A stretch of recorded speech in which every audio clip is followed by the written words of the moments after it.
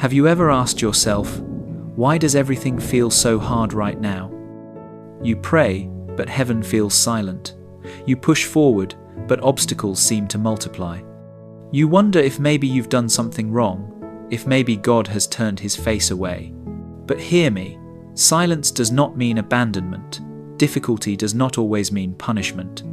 Sometimes it means God is testing you, because before God elevates you, he examines you. Before he can trust you with more, he tests you in the small things. In this message, I'm going to show you 5 clear signs that God is testing you, and how to pass each test with faith, not fear. Stay with me until the end, because the last sign is one most believers overlook, and it could change how you see your entire season. Sign number 1. Life feels unusually difficult, but you keep going. James 1-2-4 says, "Consider it pure joy whenever you face trials of many kinds, because you know that the testing of your faith produces perseverance." Notice, it doesn't say if you face trials. It says when. Life can feel like wave after wave hitting the shore, bills piling up, relationships strained, health battles you never saw coming. You think, why now? Why me? But here's the sign. Even though everything feels heavier, you're still standing. You haven't quit. That's not weakness, that's perseverance being forged. Think of Job. He lost family, wealth, health, everything. Yet Job 1:20 says he still fell to the ground and worshipped. That kind of faith shakes heaven. Or think of a single father I know, juggling 2 jobs, stretched to his breaking point. Every reason said, give up. But he kept bringing his children to church, kept praying at night. Years later, not only did God restore stability, but his faith became an anchor for others. If you feel unusually pressed, remember, God is not trying to crush you. He's building endurance for the greater assignment ahead. Sign number 2. You feel spiritual pressure, but your faith grows stronger. 1 Peter 1-6-7 says, "These trials have come so that the proven genuineness of your faith, of greater worth than gold, may result in praise, glory, and honor when Jesus Christ is revealed." Tests don't just expose weakness, they refine strength. You may feel strange resistance, conflict flaring for no reason, heavy discouragement when you should feel joy, or even spiritual warfare in your sleep. That's pressure. But here's the paradox. The more pressure you face, the deeper you dig into God. Think of Gideon. When pressed by Midianite armies, he felt the weight of fear, yet God called him a mighty warrior. Or think of a young woman I spoke to recently. She felt attacked at every angle, doors closing, friendships breaking, anxiety rising. Yet instead of retreating, she began fasting and praying daily.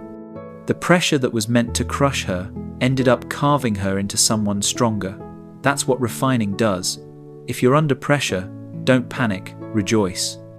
Because the enemy may try to destroy you, but God is purifying you for glory. Sign number 3.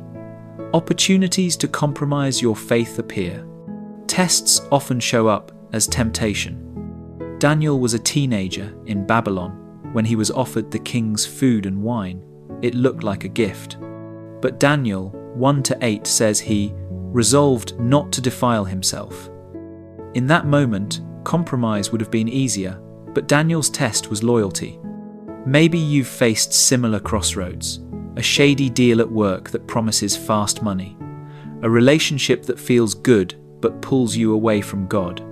A chance to cut corners when no one is looking. These are tests. Will you stay faithful when compromise looks easier?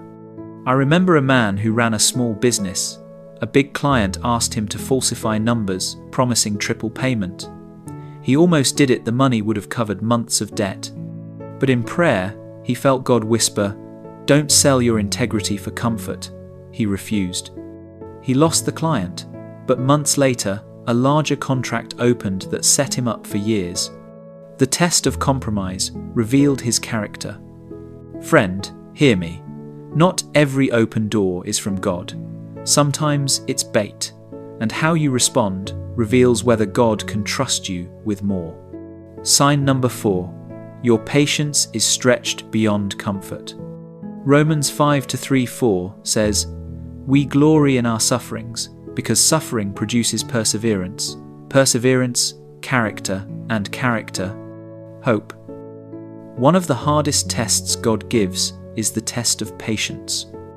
We live in a microwave world, but God is a slow cooker, and often His timing feels unbearable. Think of Abraham, promised a son but waited 25 years for Isaac, or Joseph, dreaming of leadership at 17 but waiting decades through slavery and prison before stepping into the palace. Their patience wasn't punishment, it was preparation. I once met a woman who prayed for a spouse for 12 years. Every year, she said, "God, have you forgotten me?" But in that waiting, she learned to lean on Christ more deeply. When she finally married, her husband was not just a good match, but a partner in ministry, someone who had also been waiting and preparing. The delay wasn't a denial, it was divine alignment. If your patience feels stretched thin, don't despise it. God is building resilience in you. When the promise finally comes, you'll be able to sustain it because you were tested first. Sign number 5. You rely more on prayer than your own strength. Philippians 4:6-7 says, "Do not be anxious about anything, but in every situation, by prayer and petition, with thanksgiving, present your requests to God." One of the clearest signs of God's testing is when you realize you can't fix it yourself. No amount of planning, striving, or pushing seems to work, so you fall to your knees. This is what happened to King Jehoshaphat in 2 Chronicles 20. Surrounded by enemies, he said, "We do not know what to do, but our eyes are on you." And God responded with victory. The test wasn't about military power, it was about trust. I once spoke to a man battling cancer. Doctors had no answers. He told me, "Prayer became my oxygen." He prayed through every chemo, every sleepless night. His body grew weak, but his spirit grew strong. Today, he's in remission, but more than that, his family now prays together daily. The test wasn't just about healing. It was about drawing near to God. If you find yourself praying more than planning, crying out instead of figuring out, rejoice. That's not a weakness. That's God drawing you closer. Friend, if you see yourself in any of these 5 signs, difficulty, pressure, compromise, stretched patience, or dependence on prayer, don't despair. You are not abandoned. You are being entrusted. God tests what He intends to trust with greater responsibility. Tests always come before testimonies. James 1:12 promises, "Blessed is the one who perseveres under trial, because, having stood the test, that person will receive the crown of life." That's your reward, not just in heaven, but here on earth in peace, purpose, and power. So keep walking, keep worshipping, keep waiting. Because on the other side of your test is a testimony that will bless not only you, but everyone connected to you. If this word spoke to your spirit, type in the comments, "I'm in the test, but I'm not quitting." And if you haven't yet, hit subscribe and turn on the notification bell so you never miss a word that could wake your spirit up. Stay faithful, because graduation day is coming.